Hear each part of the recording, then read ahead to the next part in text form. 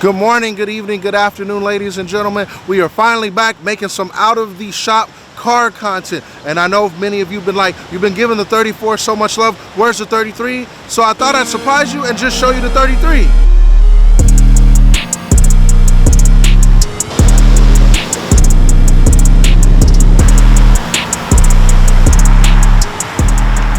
So for many of you that don't know, this was my original Sabon hood. I actually had it refinished by Strassport. My boy Ivan came through, and then my good man Nick came through today and rebuffed and re-cleared it for me. No major changes engine-wise, but the cool thing was I was able to get a new Garrett turbo, a new Garrett wastegate. I got a wiring specialties harness. I got a Stuart Lisa catch can and overflow can that I'm gonna eventually put in here and show you guys what it's gonna take to actually build the right 33 GTR. I've got a new K&N air filter coming, and then I have to put a Radium Dual 450 in this car. The reason why is when I tried to get it tuned at Animal Auto with Andrew Molina, it was just running out of fuel. So I think it stopped around 720, 700-ish around there. So the goal, I've always wanted a responsive 500 for the track, but it's also understanding this motor was built out of our hands. This is like an old built motor that came out my Nismo 32, and it just been lasting forever. The head does tick because the shop that previously worked on it, I don't know if they shimmed it right or whatever, but it hasn't caused too much damage, but at the same time, it's an annoying sound to me. So the ultimate goal with this RB26 setup is to just get an efficient, if I can get an efficient 600 horsepower on the dual wall bro 450, I'll be happy. We'll max it out and see how much it'll actually make, but then after that, bring it down to, I'd say right around 600 if we could, wheel horsepower. Another major change that we made was, I've always wanted an 1811 square setup.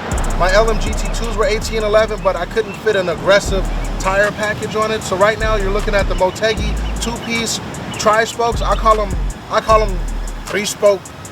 I don't know what to call them. They have a name for them, but I'm forgetting. But I've always been a fan of the super advans and that old school R33 GTR look.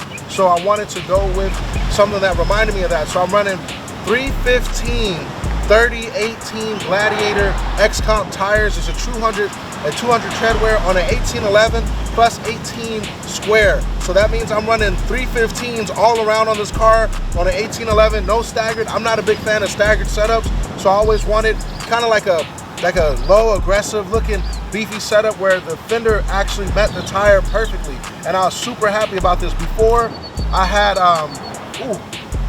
305 35 R888Rs, and the sidewall was a big sucker, but on this it set perfectly with the 11 and everything, so I'm super happy about that. Thank you, Motegi. I love these wheels, and I can't wait to see what I'm gonna put on my 32 and my 34. So another thing that I wanted to do was, I always wanted a wing. When I first had this car, it came with like a replica BR wing, and then I traded my homie Joey for like a stock carbon replacement, and then I was tired of the stock carbon replacement because it didn't look aggressive enough. So the good people at Battle Arrow were like, hey, we might have a wing that suits your car. I literally pulled up and it fit perfectly. They put it on here, I like it, and it actually is a functional wing. And another Arrow thing that I did to the car is most people always would get on me. I actually have real R33 GTR side skirts now with side skirt extension. So the last little piece that I need to complete my like visual package, I just want the rear spats. If I can get the rear spats or a diffuser with a little third brake light, I'd be happy. And then I also have these clear tail lights that Alumaesthetic made. I love them. And then I've got the, you guys know I'm an F-boy at heart. So I have the flashing freaking F1 style lights. I've always been a fan of those, even when I saw them on the Hondas.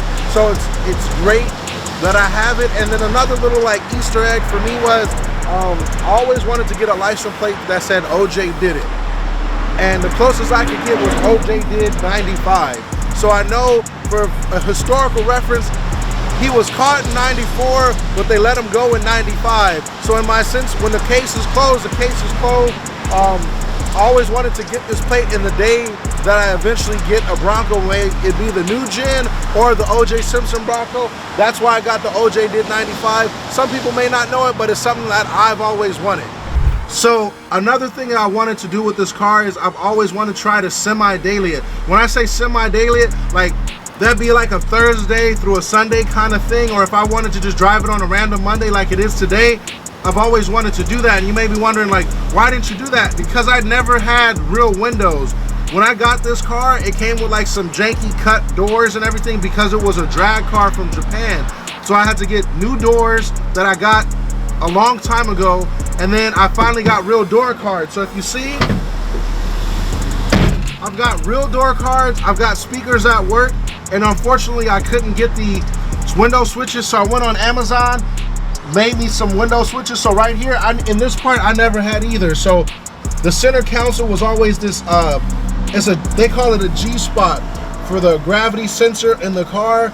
Since I don't have all-wheel drive, I don't think it matters. So what I did was take the coin holder part, cut it out, and I've got 2 window switches. So now I can go places like the movie theater, the dinners, have a date in the car, and actually like roll up the windows and not be afraid to leave it out. That was my biggest fear when I've always had this car, is because if it's either up or down, and in the summertime I hated driving this car, but now I can just drive it, roll up the windows, lock the car, call it a day. Then I finally have a radio as well. I've got a Boss Audio head unit. It's got the Apple CarPlay, which helps when I'm driving, and then I've got a subwoofer that I've got to put in here. I've got the wiring and everything, but it's like I finally have speakers. I finally have everything. Boss Audio came through and was like, listen bro, you want to listen to music? And I was like, yes please. Then I got a Hoonigan steering wheel, the OMP edition. I love this thing.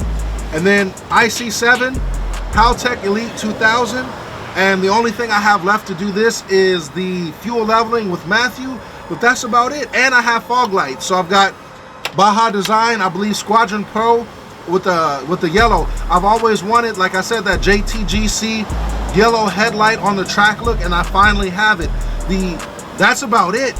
The ultimate goal with this car, and I'll be honest, is I want to eventually put a VR38 from a GTR in here and try to do at least Texas 2K once and see where I stand in whatever class that is, from maybe 700 to 1,000 horsepower.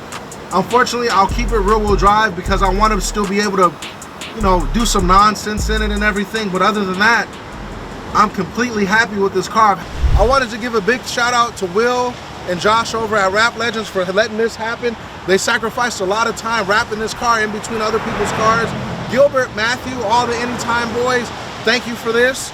Thank you for you, the viewers, for inspiring me to keep pushing, keep going, and not giving up. And I want to thank my son as well. He knows I spent a lot of time away from him to get these cars done, and the greatest gift that I have is I can share this with him.